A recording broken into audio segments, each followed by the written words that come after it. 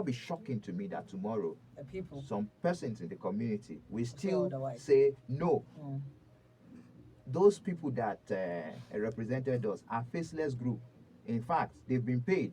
2019 to 2023, Justice Bello Kawu of the court directed EFCC to deposit its registry certified true copy of its investigation report or detailed status of the funds allocated to the local government areas within 4 years. And he also ordered the seizure of international traveling documents of 3 former officials and 3 former officials, the former commissioner for local government and chieftaincy affairs, Right Honorable Prince Christopher Eweremadu, a former raid to the immediate past governor of Abia State, Erondu Uchenna Erondu Jr., and the permanent secretary in the Ministry of Local Government and Chieftaincy Affairs, Dickiness Joy Nwaju. The three names were listed as first, second, and fourth defendants in that suit, and the case was taken to the court by an activist who identified himself as a citizen of Abia. His name is Chidebere Ojukwu, and he said he's advocating for transparency and accountability of the management of public funds, and that is why there should be a probe into how the funds allocated to 17 local government areas in Abia State were spent from 2019 to 2023. There you have it.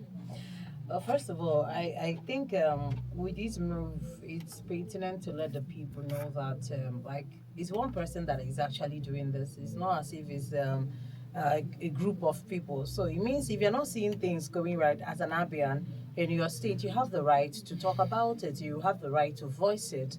To probably even approach the courts and see that things are redressed and done the right way, as they should be done. And if you go further in that story, realize that some of the things that they were asked to present, their bank account details, if they have companies, to also provide the names of the companies, the account details of the company, if they have properties, movable, immovable, developed, undeveloped, and things like that. Because I think what they are trying to do is to find out how the funds for the LGA was expended. That's just the area they are looking into, trying to find out. So what this buttresses is the very fact that when things are not done right, just like you said, when things are not done right, you have the right to call out the government. Power belongs to the people. We are the ones that voted them in. It means that the right belongs to us. You don't have to be disparaging about it, but there is a way you can go about it and see that things are redressed. But I know that with this new development right now, I'm sure that the opposition are not going to probably take it lying low. They will definitely have something to say about if you this, don't have any skeleton in your cupboard, why let the court take its when this kind of course issue and comes EFCC out, do the probe and you throw your when books this open. kind of issue comes out, it doesn't even matter whether it's an individual. There will get to a point where you will see that the government somehow will be fingered. That's when you bring in politics into it, no doubt. That's what I'm saying. Those names that were mentioned were from past administration. That's when you bring. But if we eliminate politics from it, if you're called to open your books, just throw the books open. If you don't have anything to hide, throw the books open. Come and see the books. These were how we spend the funds, and everything will be laid bare to the public.